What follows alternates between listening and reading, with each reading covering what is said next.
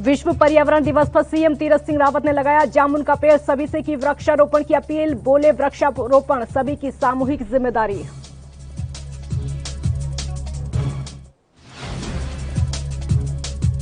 Uttarakhand IMA ने कोविड-19 kit में कोरोनिल को शामिल करने के प्रस्ताव का किया विरोध, बताया सुप्रीम कोर्ट की अवमानना। बाबा रामदेव और आईएमए के बीच विवाद जारी।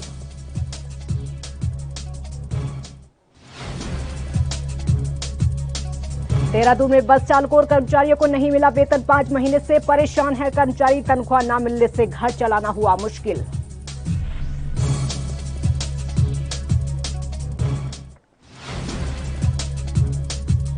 और उत्तराखंड के पहाड़ी जिलों में 7 से 10 जून तक होगी बारिश, बारिश के साथ चलेंगी तेज हवाएं, मौसम विभाग ने जारी किया येलो अलर्ट।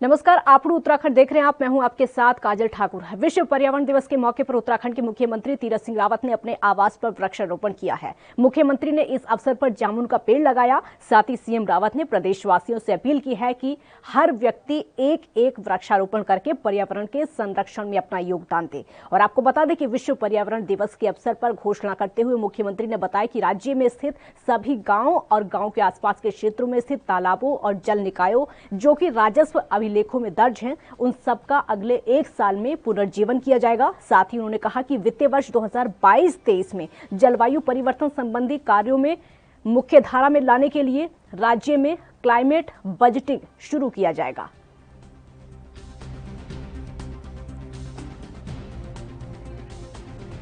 तो सीएम तीरथ सिंह रावत ने जामुन का पेड़ लगाया आज विश्व पर्यावरण दिवस के मौके पर। साथ ही सभी लोगों से अपील की, प्रदेशवासियों से और देशवासियों से अपील की है कि आज के दिन पेड़ जरूर लगाएं, क्योंकि ये पर्यावरण के योगदान में बहुत ज्यादा महत्वपूर्ण हो जाता है। हर एक व्यक्ति को पर्यावरण दिवस के दिन एक वृक्ष जरूर लगाना चाहिए। हालांकि पर्यावरण को शुद्ध करने के लिए, अपना योगदान देने के लिए वृक्ष कभी भी लगाए जा सकते हैं, लेकिन आज का जो दिन बेहद खास, जिसके चलते एक संदेश प्रदेश के मुख्यमंत्री तीरथ सिंह रावत ने आज खुद दिया है विश्व पर्यावरण दिवस के मौके पर।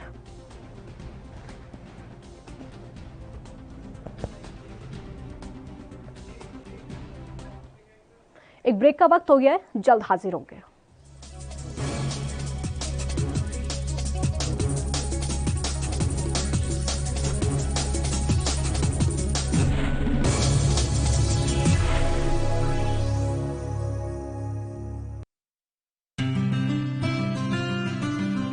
ਜ਼ਿਲ੍ਹਾ ਹੁਸ਼ਿਆਰਪੁਰ ਪੰਜਾਬ ਦੇ ਉਹਨਾਂ ਜ਼ਿਲ੍ਹਿਆਂ ਵਿੱਚ ਸ਼ਾਮਿਲ ਹੈ ਜਿੱਥੇ ਕੋਰੋਨਾ ਦੇ ਖਿਲਾਫ ਜੰਗ ਵਿੱਚ ਸਭ ਨੇ ਇਕਮੁੱਠਤਾ ਦਿਖਾਈ ਹੈ।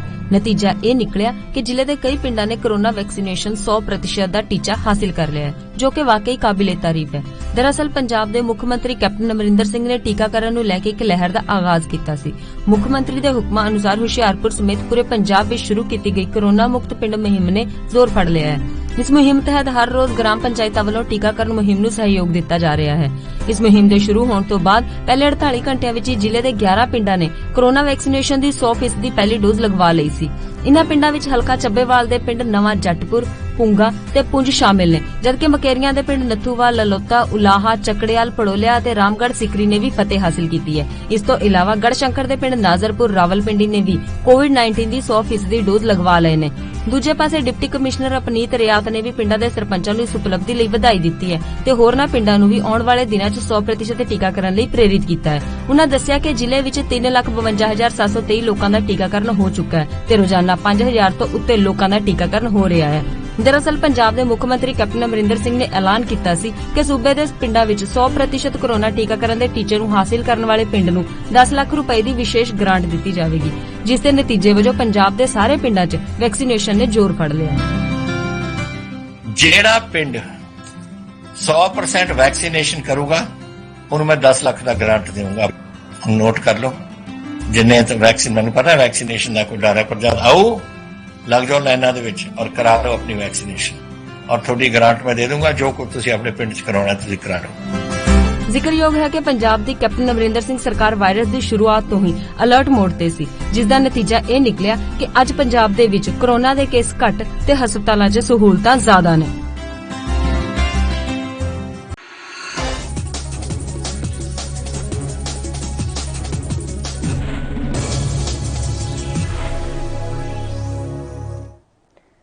ब्रेक के बाद एक बार फिर स्वागत है आपका। तो योग गुरु बाबा रामदेव और आईएमए के बीच में विवाद लगातार जारी है। इंडियन मेडिकल एसोसिएशन उत्तराखंड ने राज्य में कोविड-19 किट में कोरोनिल टेबलेट को शामिल करने के पतंजलि के प्रस्ताव का विरोध किया है। आईएमए ने प्रस्ताव के खिलाफ पलटवार करते हुए कहा है कि कोरोनिल WHO द्वारा अप्रूव नहीं है और न ही ये सेंट्रल गाइडलाइंस में शामिल है। ये कोई ड्रग या फिर मेडिसिन नहीं है, जैसा कि बाबा रामदेव का दावा है। आईएमए उत्तराखंड का कहना है कि एलोपैथिक दवाओं के साथ कोरोनिल को मिलाना भी मिक्सोपैथी होगा। सुप्रीम कोर्ट के फैसलों के अनुसार इसकी अनुमति नहीं है और इसका इस्तेमाल करना अब मानना होगा।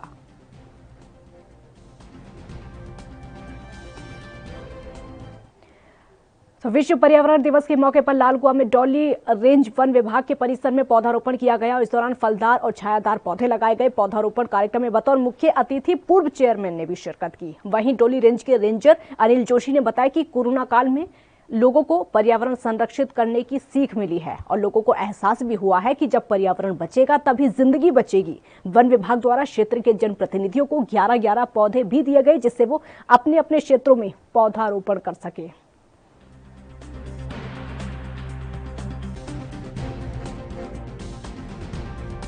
अपील लोग हमेशा करते हैं। हमारा वन विभाग का पूरा इनका उद्देश्य रहता है कि वन खूब हों, सुरक्षित रहें। वन का संरक्षण होगा तो सबको ऑक्सीजन मिलेगी। लोग थोड़ा सा लापरवाह हो गए थे, लेकिन इस बार सबको लगा है कि ये पर्यावरण की दृष्टि में वन का जितना महत्व है इतना किसी का हो नहीं सकता। जो चीज़ फ्री में मिलने वाली है उससे हम खरीद भी नहीं पाए, ऑक्सीजन लोगों को मिल नहीं पाई, कितनी दिक्कत लोगों को हुई, परेशान हुए, परिवार ख़त्म हो गए। तो अब मेरे को लगता है कि इस देश के लोग एक एक व्यक्ति जागरूक हुए हैं और जागरूकता रंग लाएगी और आगे पर्यावरण, जो आज मेरा संदेश ये है कि सबको बधाई देते हुए इस पर्यावरण का विशेष ध्यान रखेंगे, पौधे लगाएंगे, उसका संरक्षण भी करेंगे, तभी हम कामयाब। पौधा लगा करके छोड़ दिया और कहीं पानी भी नहीं दिया तो वैसे ही पौधा नहीं हो पाएगा। पौधा लगाना ही उद्देश्य नहीं होना चाहिए, पौधे लगाने के साथ उसका संरक्षण भी मुख्य जिम्मेदारी होनी चाहिए और तब जाकर के हम अपने पर्यावरण को पुनः वहीं ला सकते हैं जैसे पहले हुआ करता था 20-30 साल 40 साल पहले। देखिए, कोरोना काल में जैसे सभी लोगों को पौधों के प्रति जो लगाव था वो बढ़ा है निश्चित तौर पर, क्योंकि जब ऑक्सीजन की कमी हुई तो कहीं ना कहीं उसका पौधों से संबंध रहा है। तो इसके साथ ही मैं ये कहना आप लोगों को बताना चाहता हूँ कि इस डॉली रेंज के माध्यम से जो क्षेत्र के जितने भी जनप्रतिनिधि हैं उनको इस वर्ष 11-11 पौधे हमारे द्वारा वितरित किए गए हैं ताकि वो अपने क्षेत्रों में पौधे लगाएं। इसके अलावा मैं ये भी आपको बताना चाहता हूँ कि डॉली रेंज इस वर्ष 150 हेक्टेयर क्षेत्र में वृहद वृक्षारोपण कर रहा है, जिसके लिए 1 लाख पौध तैयार की गई हैं और जल्द ही इस मानसून सत्र में हम इस वृक्षारोपण कार्यक्रम को आगाज करेंगे। कार्य रहेगा। पीपल और तुलसी ऐसे पौधे हैं जिससे ऑक्सीजन, जो कि ये माना जाता है कि 24 आवर ये ऑक्सीजन। एक ब्रेक के लिए यहाँ पर रुकेंगे, जल्द हाजिर होंगे।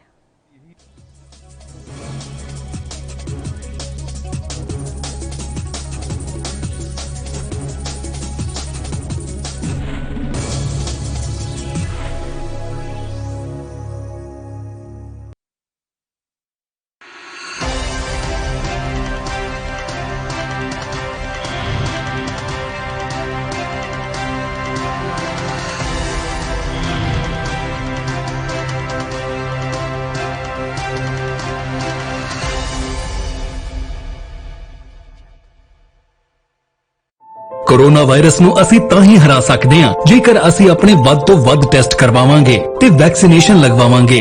जैसे ही थोनू कोई थोड़ी बीमारी भी लगे, थोनू लगे कि मैनू मेरी छाती च दर्द है या मैनू खांसी हो गई या मैनू जुकाम हो गया या मेरा बदन दर्द है, तुसी वेट ना करो, टेस्ट कराओ। ਪੰਜਾਬ ਸਰਕਾਰ ਵੱਲੋਂ ਕੋਰੋਨਾ ਵਾਇਰਸ ਨਾਲ ਨਜਿੱਠਣ ਲਈ ਪੰਜਾਬ ਦੇ ਪਿੰਡਾਂ ਵਿੱਚ ਵੈਕਸੀਨੇਸ਼ਨ ਡਰਾਈਵ ਚਲਾਈ ਗਈ ਹੈ ਤਾਂ ਜੋ 18 ਸਾਲ ਤੋਂ ਉੱਪਰ ਦੇ ਸਾਰੇ ਲੋਕ ਜਲਦ ਤੋਂ ਜਲਦ ਆਪਣੀ ਵੈਕਸੀਨੇਸ਼ਨ ਕਰਵਾ ਸਕਣ।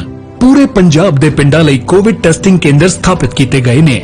ਜੇਕਰ ਤੁਹਾਨੂੰ ਬੁਖਾਰ ਜ਼ੁਕਾਮ ਜਿਹੇ ਲੱਛਣ ਮਹਿਸੂਸ ਹੁੰਦੇ ਹਨ ਤਾਂ ਤੁਰੰਤ ਆਪਣਾ ਕੋਰੋਨਾ ਵਾਇਰਸ ਦਾ ਟੈਸਟ ਕਰਵਾਓ। ਕੋਰੋਨਾ ਸੰਬੰਧੀ ਜਾਣਕਾਰੀ ਲਈ 104 ਹੈਲਪਲਾਈਨ ਤੇ ਕਾਲ ਕਰੋ। तो तुसी प्लीज इस गल तो हुण मेरी गल मनो कि आपां ਪੰਜਾਬ ਨੂੰ ਬਚਾਉਣਾ ਹੈ, ਆਪਣੇ ਪਰਿਵਾਰਾਂ ਨੂੰ ਬਚਾਉਣਾ ਹੈ, ਆਪਣੇ ਪਿੰਡ ਨੂੰ ਬਚਾਉਣਾ ਹੈ, ਤੁਸੀਂ ਆਪਣੇ ਮੁਹੱਲਿਆਂ ਨੂੰ ਬਚਾਉਣਾ ਹੈ। ਤੁਸੀਂ ਜੋ ਦੱਸਿਆ ਡਾਕਟਰਾਂ ਨੇ ਕਰੋ। ਹਿਦਾਇਤਾਂ ਦੀ ਪਾਲਣਾ ਕਰਕੇ ਆਓ ਮਿਲ ਕੇ ਕਰੀਏ ਕੋਰੋਨਾ ਤੇ ਫਤਿਹ। ਇਹੀ ਹੈ ਸਾਡਾ ਮਿਸ਼ਨ ਫਤਿਹ।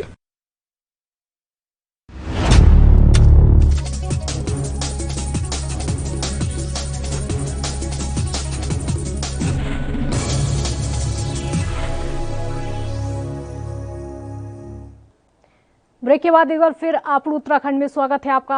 आज विश्व पर्यावरण दिवस के अवसर पर एचआरडीए उपाध्यक्ष दीपक रावत ने भी दौरा किया और आज पौधारोपण उन्होंने किया। आपको बता दें कि गुरुकुल कांगड़ी विश्वविद्यालय के सामने कांगड़ पटरी मार्ग पर पौधारोपण उन्होंने किया और लोगों से पेड़ लगाने की अपील भी की। घर में सजा सकते। देखिए, हमारे घरों के आसपास कुछ खाली जगह होती है या कुछ लोग गमले लगाते हैं और उन गमलों का या खाली जगह का सदुपयोग इस तरह से हो सकता है कि जो हमारी ट्रेलिंग प्लांट्स होते हैं जिसको हम क्लाइंबर्स कहते हैं और इस तरह की सब्जियां होती हैं जो वर्टिकल रूप में फैलती हैं, जो उसमें लौकी हो गई, कद्दू हो गई, करेला हो गया, तो इन सब्जियों को उगाने के लिए वहाँ पे आज हमने शहरी पोषण वाटिका के रूप में इस कॉन्सेप्ट को लॉन्च किया है जो लोग अपने घरों में इसको उगा सकते हैं। और इसकी बेसिक कॉन्सेप्ट ये है कि एक तरह से जो हमारा घरेलू खर्च है वो भी बचेगा और लोगों को पोषण भी मिलेगा जिससे उनकी इम्यूनिटी भी बढ़े।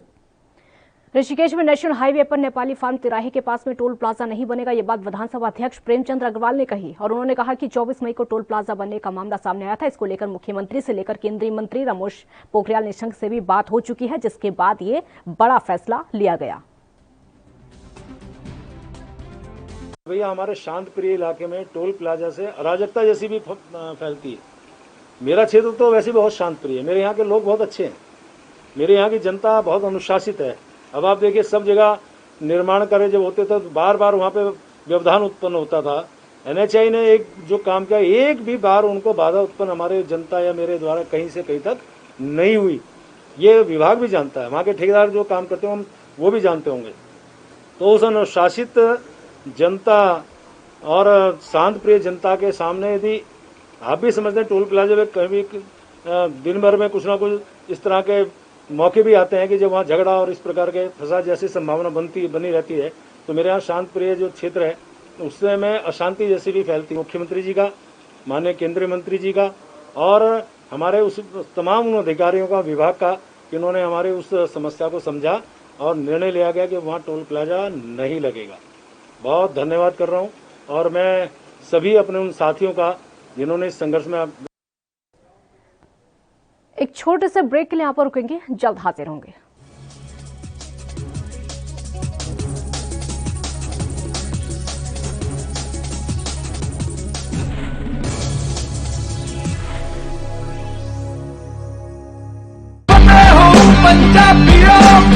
वैक्सीन जरूर करानी है, तुसी थोड़े एंटीबॉडीज ਵਧਾਉਣੇ ਨੇ। ਜਦੋਂ ਤੁਹਾਡੇ ਐਂਟੀਬਾਡੀਜ਼ ਵਧਣਗੇ, ਉਹ ਐਂਟੀਬਾਡੀਜ਼ ਨੇ ਜਿਹੜੀ ਕੋਰੋਨਾ ਦੇ ਨਾਲ ਜੰਗ ਲੜ ਸਕਦੀ ਹੈ ਤੁਹਾਡੇ ਬਾਡੀਜ਼ ਦੇ ਵਿੱਚ। ਇਹ ਤੁਹਾਨੂੰ ਕਰਾਉਣਾ ਚਾਹੀਦਾ ਹੈ। ਤੁਹਾਨੂੰ ਉਹ ਡਾਕਟਰ ਜੋ ਪਹਿਲੇ ਦਿਨ ਤੋਂ ਕਹਿ ਰਹੇ ਨੇ ਮਾਸਕ ਨਹੀਂ ਭੁੱਲਣਾ। ਅਗਰ ਕਿਸੇ ਨੂੰ ਕੋਵਿਡ ਹੋ ਵੀ ਚੁੱਕਿਆ, ਉਹਨੂੰ ਵੀ ਦੇਖੋ ਕਿ ਮਾਸਕ ਪਹਿਨੇ, ਕਿਉਂਕਿ ਸਟ੍ਰੇਨਸ ਬਦਲਦੇ। ਇਹ ਜਿਹੜੇ ਸਟ੍ਰੇਨ ਨੇ ਨਾ ਕੋਰੋਨਾ ਦੇ, ਇਹਨਾਂ ਦੀ ਮਿਊਟੈਂਟਸ ਬਣ ਜਾਂਦੇ ਨੇ। ਇਸ ਕਰਕੇ ਤੁਸੀਂ ਉਹ ਜੋ ਬੇਸਿਕ ਚੀਜ਼ਾਂ ਨੇ, ਮਾਸਕ ਪਹਿਨਣਾ, ਹੱਥ ਧੋਣੇ, सोशल डिस्टेंसिंग रखनी ये जरूरी है। ਤੁਹਾਨੂੰ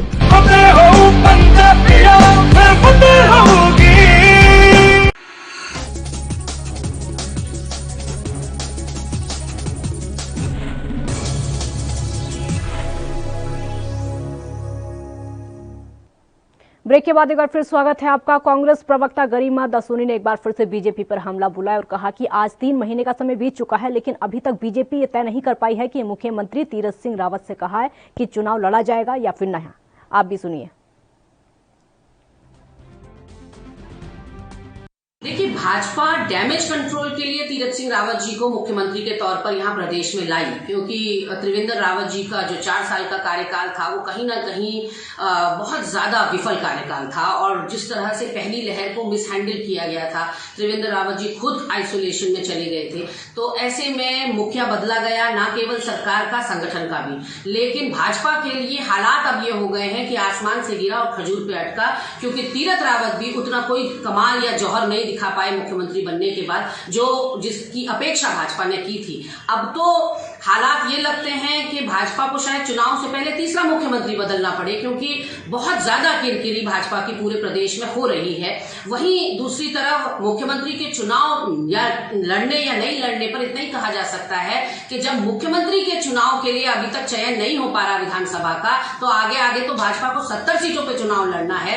इतना पशोपेश में अगर भाजपा रहेगी, यानी कि पैरों से जमीन खिसकती अब नजर आ रही है, जनाधार अपना सिमटता हुआ सिकुड़ता हुआ नजर आ रहा है। जो कोरोना काल में लोगों की दुर्दशा और दुर्गति हुई है, इतनी आसानी से वो भूलेंगे नहीं। जो कुप्रबंधन और जिस तरह की अव्यवस्थाएं देखने को मिली, चाहे वो कुंभ में हो, चाहे वो दूसरी लहर में पूरे प्रदेश में हो।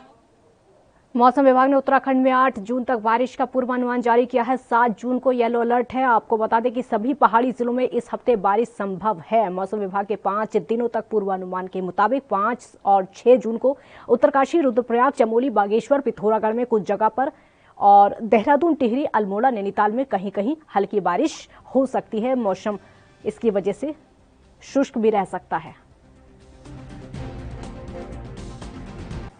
कल 3 जून को दक्षिणी पश्चिमी मानसून केरल पहुंच गया है और आज यह उत्तर में थोड़ा और बढ़ा है। तो केरल में मानसून पहुंचने के लगभग 20 दिन बाद मानसून उत्तराखंड पहुंच जाता है और लॉन्ग रेंज फोरकास्ट के हिसाब से इस बार जो मानसून है उत्तराखंड में सामान्य के आसपास रहने की संभावना है। मौसम की बात कर लें तो आज 4 जून हो गई है, तो 4 जून से लेकर 6 जून तक उत्तराखंड के पर्वतीय क्षेत्रों में कहीं कहीं, जबकि 7 जून को उत्तराखंड में कुछ स्थानों में हल्की से मध्यम वर्षा और गर्जन के साथ वर्षा की संभावना है। तापमान की बात करें तो अभी जो अधिकतम तापमान है उत्तराखंड में ज्यादातर जगह 1 से 2 डिग्री सामान्य से कम चल रहे हैं। तो एक ब्रेक के लिए यहाँ पर रुकेंगे, जल्द हाजिर होंगे।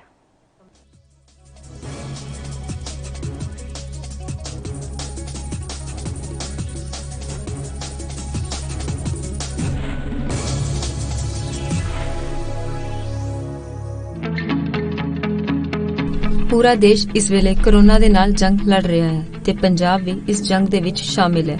ਇਸ ਲੜਾਈ ਦੇ ਵਿੱਚ ਜਿੱਥੇ ਕੈਪਟਨ ਅਮਰਿੰਦਰ ਸਿੰਘ ਦੀ ਅਗਵਾਈ ਵਾਲੀ ਪੰਜਾਬ ਸਰਕਾਰ ਆਮ ਜਨਤਾ ਦੇ ਨਾਲ ਮੋਢਾ ਜੋੜ ਕੇ ਖੜੀ ਹੈ ਤੇ ਉੱਥੇ ਹੀ ਆਮ ਜਨਤਾ ਵੀ ਪੰਜਾਬ ਸਰਕਾਰ ਨੂੰ ਆਪਣਾ ਪੂਰਾ ਯੋਗਦਾਨ ਦੇ ਰਹੀ ਹੈ ਤੇ ਇਸ ਦਾ ਨਤੀਜਾ ਇਹ ਹੈ ਕਿ ਅੱਜ ਪੰਜਾਬ ਸਿਹਤ ਸੇਵਾਵਾਂ ਵਿੱਚ ਹੋਰਨਾਂ ਰਾਜਾਂ ਨਾਲੋਂ ਕਿਤੇ ਜ਼ਿਆਦਾ ਅੱਗੇ ਹੈ। ਇਸ ਦਾ ਇੱਕ ਸਭ ਤੋਂ ਵੱਡਾ ਉਦਾਹਰਣ ਫਤਿਹ ਕਿੱਟ ਹੈ, ਜੋ ਕਿ ਸਿਹਤ ਵਿਭਾਗ ਵੱਲੋਂ ਸਮੇਂ ਸਿਰ ਲੋਕਾਂ ਤੱਕ ਪਹੁੰਚਾਈ ਜਾ ਰਹੀ ਹੈ। ਮੇਰੀ ਥੋੜੇ ਦਿਨ ਪਹਿਲਾਂ ਕੋਵਿਡ ਦੀ ਰਿਪੋਰਟ ਪੋਜ਼ਿਟਿਵ ਆਈ ਸੀ ਤੇ ਅੱਜ ਮੈਨੂੰ ਫਤਿਹ ਕਿੱਟ ਹੈਲਥ ਡਿਪਾਰਟਮੈਂਟ ਵੱਲੋਂ ਪ੍ਰੋਵਾਈਡ ਕੀਤੀ ਗਈ ਹੈ, ਜਿਹਦੇ ਵਿੱਚ ਕੀ ਜ਼ਰੂਰਤ ਦੀਆਂ ਸਾਰੀਆਂ ਦਵਾਈਆਂ ਨੇ। ਮੈਂ ਪੰਜਾਬ ਸਰਕਾਰ ਦਾ ਇਸ ਵਾਸਤੇ ਬਹੁਤ-ਬਹੁਤ ਧੰਨਵਾਦ ਕਰਦੀ ਹਾਂ। ਦਰਅਸਲ ਇਸ ਕਿੱਟ ਵਿੱਚ ਮਰੀਜ਼ ਦੇ ਇਲਾਜ ਲਈ ਉਹ ਸਾਰੀਆਂ ਦਵਾਈਆਂ ਅਤੇ ਉਪਕਰਣ ਸ਼ਾਮਿਲ ਨੇ ਜਿਸ ਦੇ ਨਾਲ ਮਰੀਜ਼ ਘਰ 'ਚ ਰਹਿ ਕੇ ਹੀ ਕੋਰੋਨਾ ਨੂੰ ਮਾਤ ਦੇ ਸਕਦਾ ਹੈ। ਇਸ ਫਤਿਹ ਕਿੱਟ ਵਿੱਚ 18 ਚੀਜ਼ਾਂ ਸ਼ਾਮਿਲ ਨੇ, ਜਿਸ ਵਿੱਚ digital thermometer, steamer, finger tip pulse oximeter, vitamin C, Limcee, zinc ਦੀਆਂ ਗੋਲੀਆਂ, vitamin D3 capsule, Ayush Kwath, Dolo ਅਤੇ ਹੋਰ ਦਵਾਈਆਂ ਸ਼ਾਮਿਲ ਨੇ। ਕੋਈ ਪੀੜਤ ਵੀ ਜਦੋਂ ਫੋਨ ਕਰਦਾ ਹੈ ਤਾਂ ਸਿਹਤ ਮਹਿਕਮੇ ਦੇ ਕਰਮਚਾਰੀ ਉਸ ਨੂੰ ਘਰ ਜਾ ਕੇ ਫਤਿਹ ਕਿੱਟ ਮੁਹੱਈਆ ਕਰਵਾਉਂਦੇ ਨੇ। ਉਹਨਾਂ ਦੇ ਜਿਹੜੇ ਮਰੀਜ਼ ਪੋਜ਼ਿਟਿਵ ਆਉਂਦੇ ਨੇ ਉਹਨਾਂ ਨੂੰ ਇੱਥੋਂ ਫਲੂ ਕਾਰਨਰ ਤੋਂ ਕਿੱਟ ਇਸ਼ੂ ਹੁੰਦੀ ਹੈ। ਲਿਸਟ ਦੇ ਮੁਤਾਬਿਕ ਸਾਡੇ ਹੈਲਥ ਵਰਕਰ ਨੇ ਉਹ ਘਰ ਜਾ ਕੇ ਕਿੱਟ ਪ੍ਰੋਵਾਈਡ ਕਰਦੇ ਆ ਬੈਨੀਫਿਸ਼ਰੀ ਨੂੰ। ਇਸ ਕਿੱਟ ਵਿੱਚ ਕੋਰੋਨਾ ਦੇ ਲਈ ਜਿਹੜੇ ਮਰੀਜ਼ ਨੂੰ ਸਮਾਨ ਦਵਾਈਆਂ ਦੀ ਜ਼ਰੂਰਤ ਹੈ ਉਹ ਸਾਰੀ ਦਿੱਤੀ ਗਈ ਹੈ। ਦਰਅਸਲ ਹੋਮ ਕੁਆਰੰਟਾਈਨ ਮਰੀਜ਼ਾਂ ਲਈ ਫਤਿਹ ਕਿੱਟ ਵਰਦਾਨ ਸਾਬਤ ਹੋ ਰਹੀ ਹੈ ਤੇ ਇਨ੍ਹਾਂ ਕਿੱਟਾਂ ਦਾ ਹੀ ਨਤੀਜਾ ਹੈ ਕਿ ਅੱਜ ਪੰਜਾਬ ਕੋਰੋਨਾ ਦੇ ਖਿਲਾਫ ਜੰਗ ਵਿੱਚ ਕਿਤੇ ਹੀ ਅੱਗੇ ਨਿਕਲ ਚੁੱਕਾ ਹੈ। ਲਾਜ਼ਮੀ ਤੌਰ ਤੇ ਪੰਜਾਬ ਫਤਿਹ ਕਿੱਟ ਨਾਲ ਵੀ ਇੱਕ ਦਿਨ ਜ਼ਰੂਰ ਕੋਰੋਨਾ ਤੇ ਫਤਿਹ ਪਾਏਗਾ।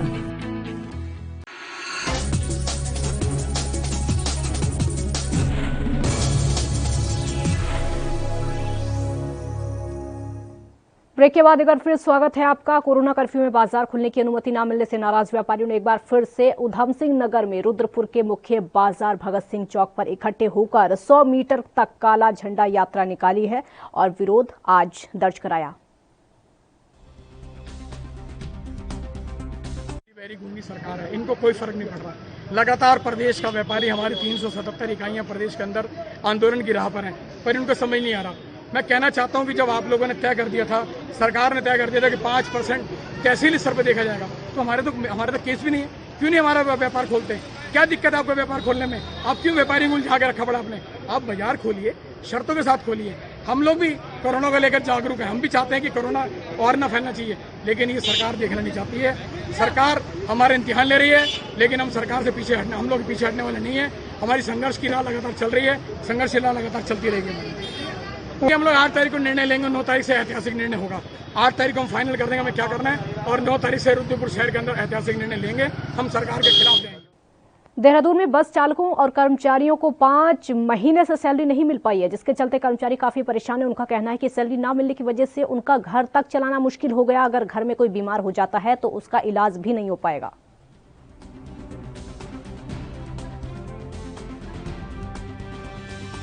लफड़ा आज ही का नहीं है, ये पहले से जब से मैं आया हूँ आज तक मैं यही सुन रहा हूँ कि हमारी रोडवेज घाटे में चल रही है, और तनख्वाह के टाइम पर हमेशा ये हर बार हम तनख्वाह जो है यहाँ पे कम से कम 3 महीने 6 महीने के बाद मिलती है। मगर जब से ये कोरोना महामारी आई है तब से तो बिल्कुल हद ही हो गया कि 6 महीने से न कोई तनख्वाह है और 6 महीने से न कोई इस और अन्य भत्ते दिए जा रहे हैं। बाकी सिर्फ ड्यूटी, हाँ ड्यूटी 100% कोरोना में पूरी ली जा रही है, मगर तनख्वाह के नाम पे अभी ये नहीं है कि 6 महीने से कि तनख्वाह दी जाएगी कि नहीं दी जाएगी, क्या होगा क्या नहीं होगा। भाई इस तरह ये दिक्कत आ रही है, मगर ये दिक्कत को दूर करने के लिए डिपार्टमेंट में अधिकारी दिए रहते हैं।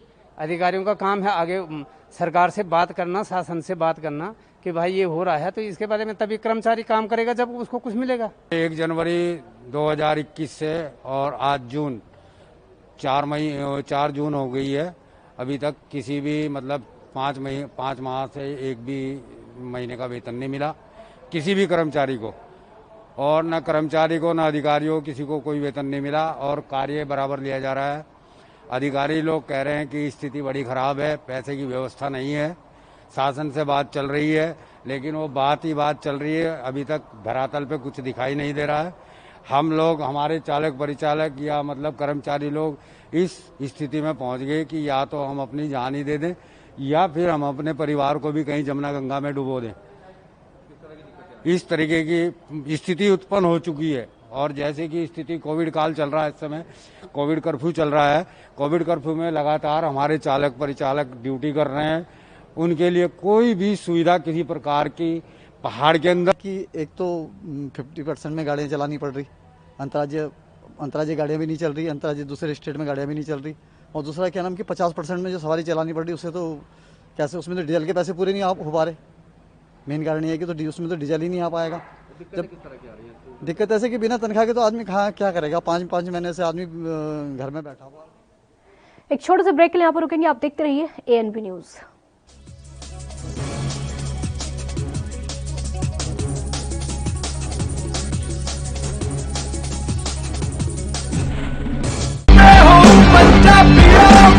रूरल कोरोना वॉलंटियर्स कह के ਇੱਕ 7 ਬੰਦਿਆਂ ਦਾ ਗਰੁੱਪ ਹਰ ਪਿੰਡ ਦੇ ਵਿੱਚ ਬਣਾਇਆ ਜਾਏ। ਉਹ 7 ਮੈਂਬਰ ਦਾ ਗਰੁੱਪ ਆਪਣੇ ਪਿੰਡਾਂ ਦੇ ਵਿੱਚ ਘੁੰਮੇ, ਔਰ ਇਹਦੇ ਵਿੱਚ ਉਹਨਾਂ ਨੂੰ ਐਮਫਸਾਈਜ਼ ਕਰਨਾ ਚਾਹੀਦਾ ਹੈ, ਟੈਸਟ ਕਰੋ ਜੈਸੇ ਮੈਂ ਤੁਹਾਨੂੰ ਦੱਸਿਆ।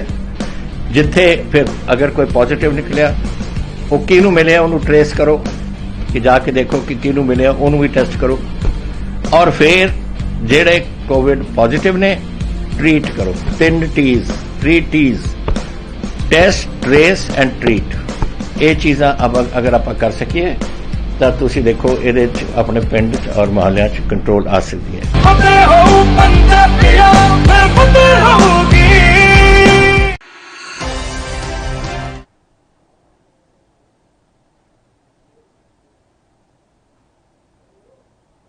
ब्रेक के बाद एक बार फिर स्वागत है आपका। तो रुड़की के भगवानपुर थाना क्षेत्र में नशे के खिलाफ पुलिस अभियान लगातार चल रहा है। पुलिस को इस मामले में सफलता भी हासिल हुई, जिसके चलते पुलिस ने स्मैक के साथ एक आरोपी को गिरफ्तार किया है, जिसके बाद से पुलिस लगातार छापेमारी करने में जुटी हुई है।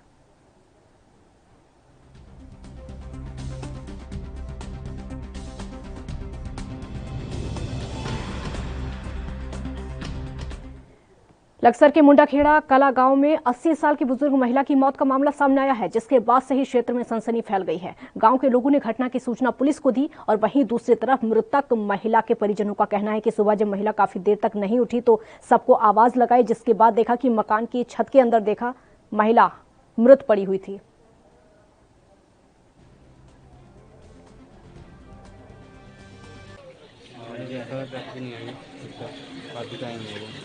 हमने सोचा हो गया चोरी होगी, हम उसके बाद फिर खेत में जाने के लिए तैयार हुई, मगर थोड़ी बहुत देर में आ जाएगी वो, तो हम खेत में जाने के लिए तैयार हुए। खेत में चल दिए हम, तो हमने देखा कि गेट वगैरह वैसे ही लग रहा था, मगर दादी पता नहीं कहाँ चली गई, सुबह मगर आ जाएगी।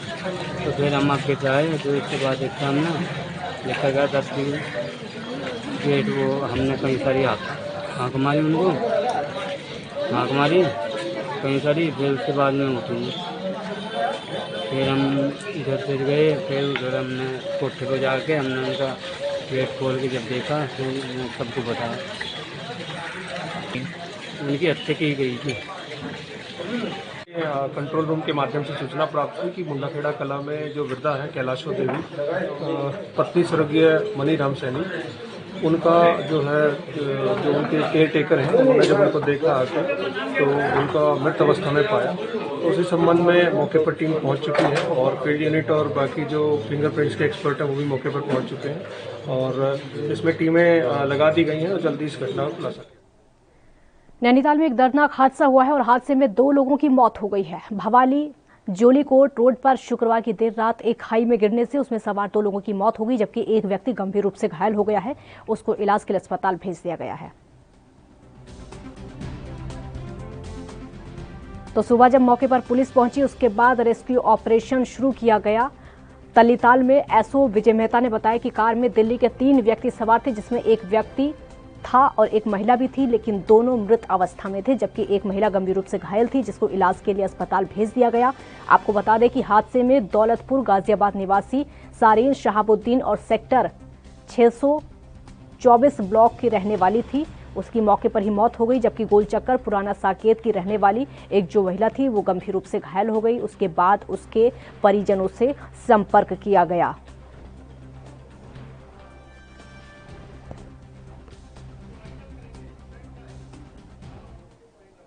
आप लोग उत्तराखंड में फिलहाल इतना ही। आप देखते रहिए ANB न्यूज। नमस्कार।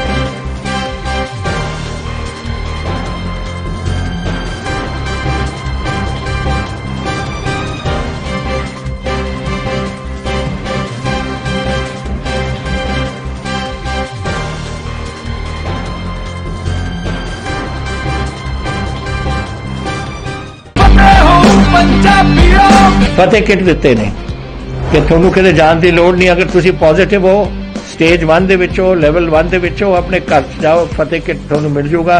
ਬਿਮਾਰੀ ਦਾ ਕੀ ਦਵਾਈ ਲੈਣੀ ਹੈ, कैसे ਲੈਣੀ ਹੈ, ਸਾਰਾ ਕਾਗਜ਼ ਵਿੱਚ ਹੈ।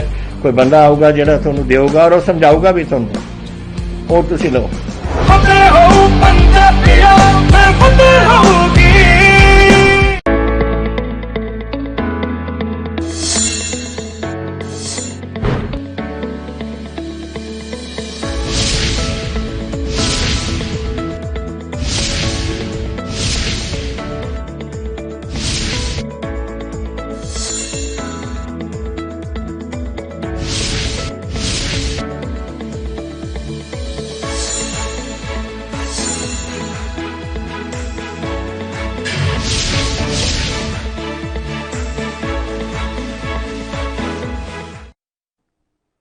हरियाणा चौपाल में आपका स्वागत है और मैं हूं आपके साथ लोकेश जगबानी। हरियाणा के मुख्यमंत्री मनोहर लाल खट्टर ने करनाल में पर्यावरण दिवस के मौके पर एक कार्यक्रम में हिस्सा लिया। मुख्यमंत्री मनोहर लाल खट्टर इस दौरान लोगों से ज्यादा पेड़ लगाने की अपील करते नजर आए। मुख्यमंत्री मनोहर लाल ने पौधारोपण करके कार्यक्रम की शुरुआत की। उन्होंने कई परियोजनाओं का उद्घाटन और शिलान्यास किया।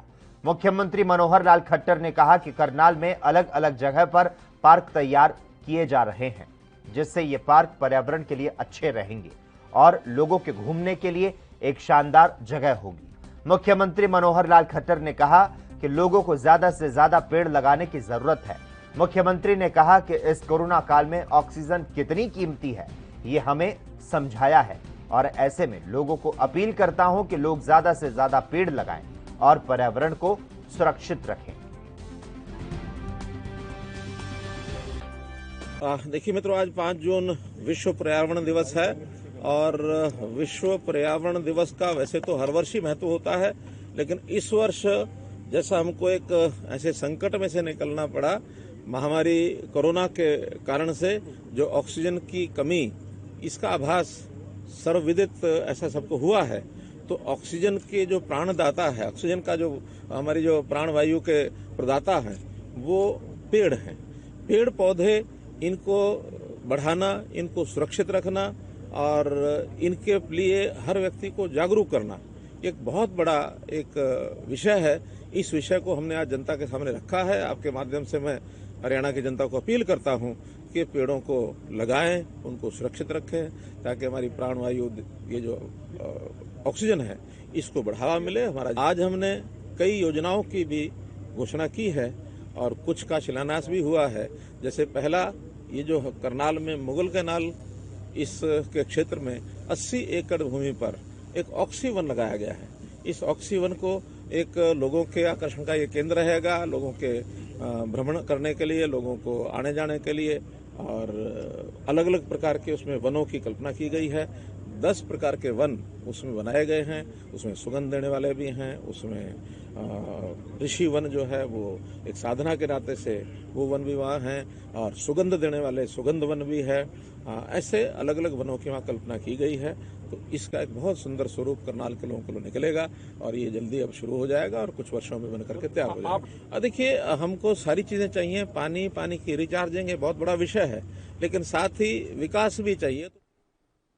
हरियाणा चौपाल में खबरों का सिलसिला लगातार जारी है। हम रुकते हैं एक छोटे से ब्रेक के लिए।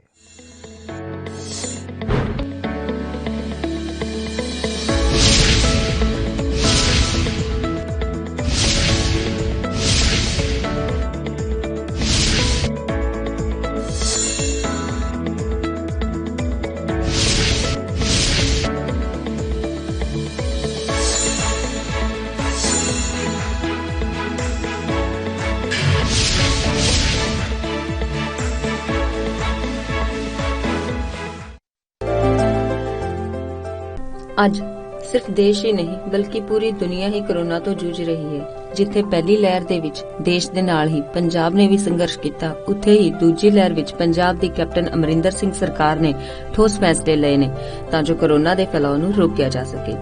ਇਨ੍ਹਾਂ ਸਭ ਤੋਂ ਇਲਾਵਾ ਜੇ ਅਸੀਂ ਗੱਲ ਕਰੀਏ ਜ਼ਿਲ੍ਹਿਆਂ ਦੀ, ਤਾਂ ਸਰਹੱਦੀ ਜ਼ਿਲ੍ਹਾ ਗੁਰਦਾਸਪੁਰ ਉਹਨਾਂ ਜ਼ਿਲ੍ਹਿਆਂ ਦੇ ਵਿੱਚ ਸ਼ਾਮਿਲ ਹੈ ਜਿੱਥੇ ਸਿਹਤ ਸੇਵਾਵਾਂ ਨੇ ਆਪਣਾ ਲੋਹਾ ਮਨਵਾਇਆ ਹੈ ਅਤੇ ਇਸ ਦਾ ਨਤੀਜਾ ਇਹ ਹੈ, ਜਦੋਂ ਦੇਸ਼ ਦੇ ਹੋਰਨਾਂ ਜ਼ਿਲ੍ਹਿਆਂ ਵਿੱਚ ਕੋਰੋਨਾ ਦੇ ਕੇਸ ਵਧ ਰਹੇ ਸਨ ਤਾਂ ਦੂਜੇ ਪਾਸੇ ਗੁਰਦਾਸਪੁਰ 'ਚ ਕੋਰੋਨਾ ਦਾ ਗ੍ਰਾਫ ਲਗਾਤਾਰ ਡਿੱਗ ਰਿਹਾ ਸੀ। ਦਰਅਸਲ ਗੁਰਦਾਸਪੁਰ ਜ਼ਿਲ੍ਹੇ 'ਚ ਕੋਰੋਨਾ ਤੋਂ ਨਿਪਟਣ ਲਈ ਪੰਜਾਬ ਸਰਕਾਰ ਦੇ ਹੁਕਮਾਂ ਅਨੁਸਾਰ ਸਿਹਤ ਵਿਭਾਗ ਵੱਲੋਂ ਠੋਸ ਕਦਮ ਚੁੱਕੇ ਗਏ ਨੇ। ਇੱਥੇ ਸਿਹਤ ਵਿਭਾਗ ਵੱਲੋਂ 13 ਆਈਸੋਲੇਸ਼ਨ ਵਾਰਡ ਬਣਾਏ ਗਏ, ਜਿੱਥੇ ਸਰਕਾਰੀ, ਪ੍ਰਾਈਵੇਟ ਤੇ ਆਰਮੀ ਹਸਪਤਾਲਾਂ 'ਚ 265 ਆਕਸੀਜਨ ਬੈੱਡ ਲਗਾਏ ਗਏ ਨੇ। ਜ਼ਿਲ੍ਹੇ ਵਿੱਚ ਵੈਕਸੀਨੇਸ਼ਨ ਦਾ ਕੰਮ ਵੀ ਜਾਰੀ ਹੈ ਅਤੇ ਲੋਕ ਵੀ ਟੀਕਿਆਂ ਨੂੰ ਲੈ ਕੇ ਆਪਣੀ ਰਜਿਸਟ੍ਰੇਸ਼ਨ ਕਰਵਾ ਰਹੇ ਨੇ। ਸਿਹਤ ਵਿਭਾਗ ਵੱਲੋਂ 18 ਤੋਂ 44 ਅਤੇ 45 ਸਾਲ ਤੋਂ ਉੱਪਰ ਉਮਰ ਵਾਲਿਆਂ ਦਾ ਟੀਕਾਕਰਨ ਕੀਤਾ ਜਾ ਰਿਹਾ ਹੈ। ਜ਼ਿਲ੍ਹੇ ਵਿੱਚ ਕੁੱਲ 217 ਸੈਂਟਰ ਸਥਾਪਿਤ ਕੀਤੇ ਗਏ ਨੇ, ਜਿੱਥੇ ਰੋਜ਼ਾਨਾ 4000 ਦੇ ਕਰੀਬ ਕੋਰੋਨਾ ਟੈਸਟ ਕੀਤੇ ਜਾ ਰਹੇ ਨੇ। ਇਸ ਤੋਂ ਇਲਾਵਾ ਸਿਹਤ ਵਿਭਾਗ ਵੱਲੋਂ ਹੋਮ ਕੁਆਰੰਟਾਈਨ ਮਰੀਜ਼ਾਂ ਲਈ ਫਤਿਹ ਕਿੱਟ ਵੀ ਭੇਜੀ ਜਾ ਰਹੀ ਹੈ। ਨੇ ਬੇਸਿਕ ਇਨਵੈਸਟੀਗੇਸ਼ਨਸ ਆ, ਬੇਸਿਕ ਟੈਸਟ ਹੈ ਜਿਹਦੇ ਵਿੱਚ RBS, BP, ਸੈਚੂਰੇਸ਼ਨ, ਟੈਂਪਰੇਚਰ ਵਗੈਰਾ ਚੈੱਕ ਕਰਦੇ ਆ ਤੇ ਉਹ ਕਰਕੇ ਜੇ ਤੇ ਪੇਸ਼ੈਂਟ ਜਿਹੜਾ ਉਹ ਫਿੱਟ ਆ ਹੋਮ ਆਈਸੋਲੇਸ਼ਨ ਵਾਸਤੇ, ਉਹ ਬਿਲਕੁਲ ਸਹੀ ਆ ਤੇ ਉਹਨੂੰ ਅਸੀਂ ਉੱਥੋਂ ਹੀ ਜਾਂ ਗਵਰਨਮੈਂਟ ਆਫ ਪੰਜਾਬ ਵੱਲੋਂ ਜਿਹੜੀ ਫਤਿਹ ਕਿੱਟ ਹੈ ਉਹ ਅਸੀਂ ਉੱਥੋਂ ਹੀ ਜਾਰੀ ਕਰ ਦਿੰਦੇ ਹਾਂ। ਤੇ ਜੇ ਕੋਈ ਪੇਸ਼ੈਂਟ ਥੋੜਾ ਅਨਫਿਟ ਜਾਂ ਅਨਸਟੇਬਲ ਸਾਨੂੰ ਲੱਗਦਾ, ਉਸ ਨੂੰ ਅਸੀਂ ਐਡਮਿਟ ਕਰਕੇ ਆਈਸੋਲੇਸ਼ਨ ਵਾਰਡ ਦੇ ਵਿੱਚ ਹੀ ਇੱਥੇ ਰੱਖ ਲੈਂਦੇ ਆ ਤੇ ਉਹਨਾਂ ਦਾ ਜੋ ਪ੍ਰੋਪਰ ਟ੍ਰੀਟਮੈਂਟ ਹੈ ਜਿਹੜਾ as per protocol ICMR guideline ਦੇ ਮੁਤਾਬਕ ਉਹ ਜਿਹੜਾ ਅਸੀਂ ਕਰਦੇ ਆ। ਸਿਰਫ ਗੁਰਦਾਸਪੁਰ ਦੇ ਸ਼ਹਿਰੀ ਖੇਤਰਾਂ 'ਚ ਹੀ ਨਹੀਂ ਸਗੋਂ ਪਿੰਡੂ ਖੇਤਰਾਂ ਵਿੱਚ ਵੀ ਸਿਹਤ ਵਿਭਾਗ ਵੱਲੋਂ ਲਗਾਤਾਰ ਸੈਂਪਲਿੰਗ ਕੀਤੀ ਜਾ ਰਹੀ ਹੈ ਤੇ ਵੈਕਸੀਨੇਸ਼ਨ ਦਾ ਕੰਮ ਵੀ ਜਾਰੀ ਹੈ।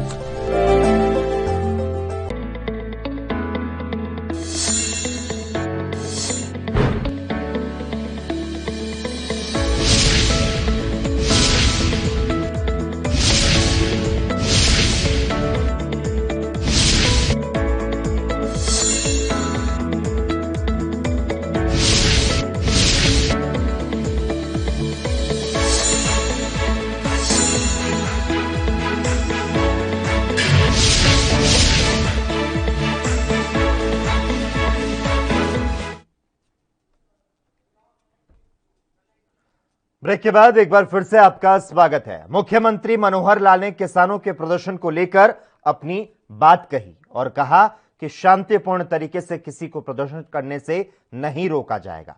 कानून में हाथ में लेने की जो कोशिश करेंगे उन पर कार्रवाई की जाएगी। और मनोहर लाल खट्टर ने क्या कुछ कहा आपको सुनाते हैं।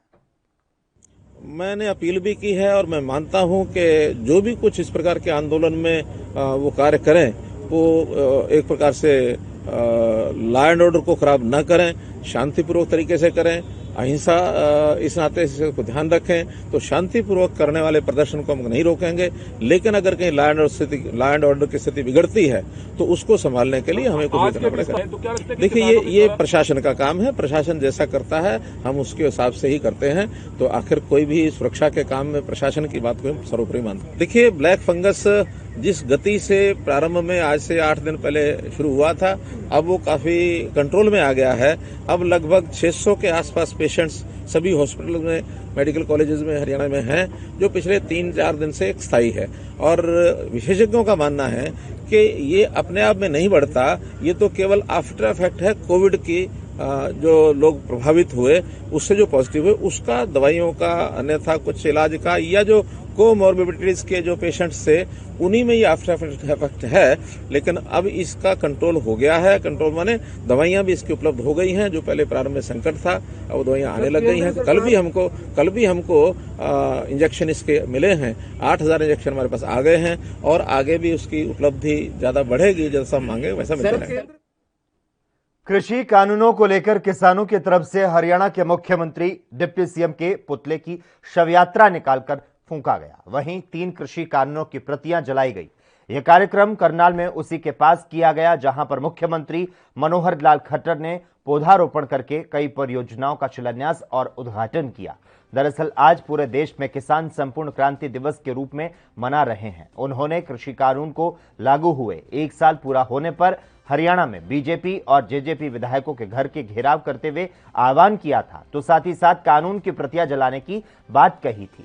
किसानों का कहना है कि मुख्यमंत्री अपने कार्यक्रम में तय समय से पहले आकर चले गए। अगर वो तय समय पर आते तो हम विरोध करते। आने का जैसे भी जानकारी मिली, रात को वीडियो डाली गई। अब सुबह उसका प्रोग्राम था कोई 10 बजे के बाद, और जैसे ही उसको पता लगा किसान विरोध करेंगे, सुबह 8 बजे प्रोग्राम करके जल्दी निकल गया मुख्यमंत्री। तो उसी के विरोध में जिस जगह मुख्यमंत्री आया था उसी जगह पर खड़े होके आज उसका पुतला फूका गया और उसकी प्रतियां जलाई गई हैं। क्यों ये विरोध किया गया? ये विरोध इसलिए किया गया, संयुक्त किसान मोर्चे का आह्वान है। 6 महीने से आंदोलन चल रहा है।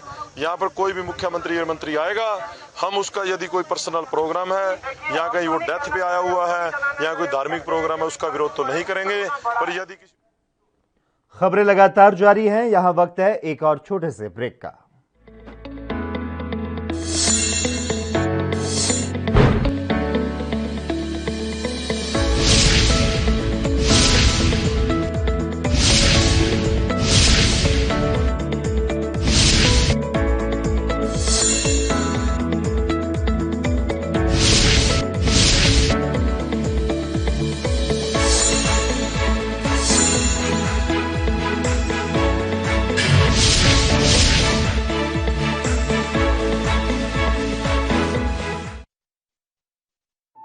ਕੋਰੋਨਾ ਵਾਇਰਸ ਨੂੰ ਅਸੀਂ ਤਾਂ ਹੀ ਹਰਾ ਸਕਦੇ ਹਾਂ ਜੇਕਰ ਅਸੀਂ ਆਪਣੇ ਵੱਧ ਤੋਂ ਵੱਧ ਟੈਸਟ ਕਰਵਾਵਾਂਗੇ ਤੇ ਵੈਕਸੀਨੇਸ਼ਨ ਲਗਵਾਵਾਂਗੇ।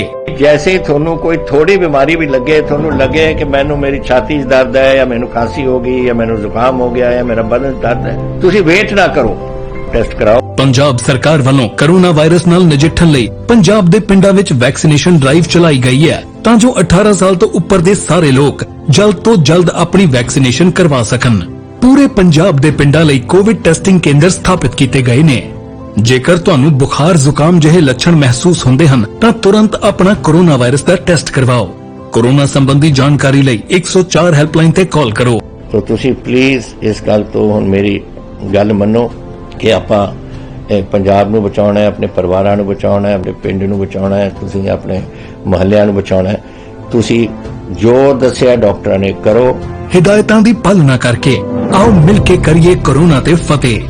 यही है साडा मिशन फतेह।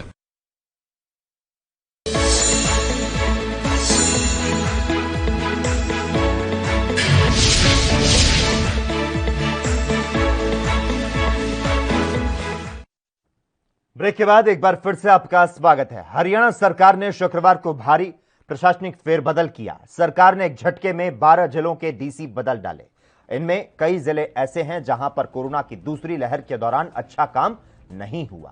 मंत्रियों, सांसदों और विधायकों ने इन अधिकारियों की मुख्यमंत्री से शिकायत की। मुख्यमंत्री स्वयं भी इन अफसरों के कामकाज से संतुष्ट नहीं थे। व्यवस्थाओं पर नियंत्रण के लिए मुख्यमंत्री मनोहर लाल खट्टर को खुद फील्ड में उतरना पड़ा था, तब जाकर इलाज की व्यवस्थाओं पर लोगों का भरोसा जमा। अगले कुछ जिलों में एसपी के तबादलों की सूची आने की जो संभावना है वो जताई जा रही है।